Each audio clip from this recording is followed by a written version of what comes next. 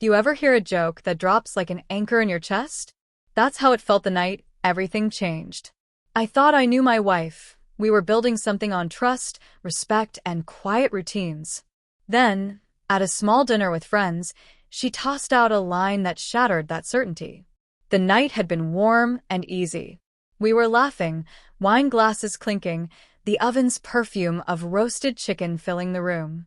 She sat across from me, eyes bright in the way I'd always taken as mine alone.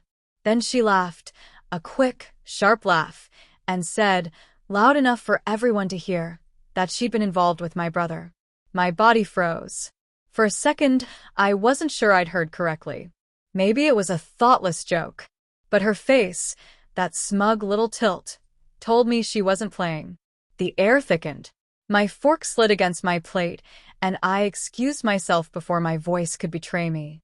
Outside, the city lights blurred until my anger went cold and deliberate. My brother sat at the table stunned. Her friends tittered awkwardly, unsure whether to step in. I drove until the streets felt anonymous enough for me to breathe again. When I got home, I didn't explode. I watched instead. I read messages, scrolled through social accounts, searched for dirt, for proof. I found nothing. No affair, no secret rendezvous. Only the humiliating joke she'd made and the way it cut everyone's air. Finding no evidence didn't change the wound. The public cruelty did. The joke was not harmless. It was an erosion of respect, thrown like a stone into our life. I decided I wouldn't respond in kind. I wouldn't yell or sabotage. I would do something sharper. I would reclaim myself with calm, unmistakable boundaries. I pulled back carefully. My behavior shifted in small, observable ways. I became politely distant, present but withdrawn. Conversations turned into careful probes, casual-sounding questions loaded to catch truth or discomfort. Her laughter grew quieter, her confidence frayed. The man she had mocked became someone she could no longer dismiss. A week later, I hosted a small gathering. She expected the same light evening, but this time I controlled the tone.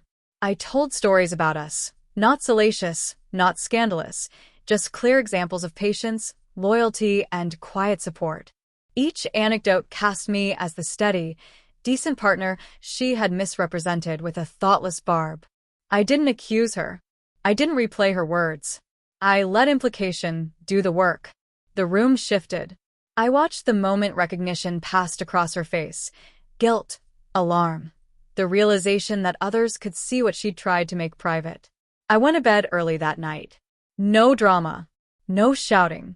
The next morning I filed for separation. When I explained, I did it without theatrics. Trust had been publicly smashed, respect violated. Humor used as a weapon is still violence.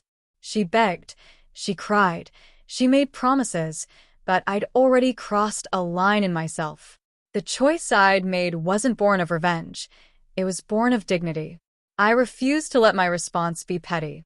I refused to let humiliation define me. Weeks of legal paperwork and quiet mornings later, the fog lifted. The hurt remained, but with it came a new clarity. Her joke had been a pivot. It could have broken me, or it could teach me what it means to stand for yourself without losing your character. I chose the latter. If you've ever been publicly humiliated, lied to, or manipulated by someone you trusted, remember this. The strongest reply isn't a spectacle of revenge. It's steadiness. It's setting boundaries that protect your worth. It's walking away with your head held level and your dignity intact. She used a joke to try and wound me. I answered with control, and that answer changed everything.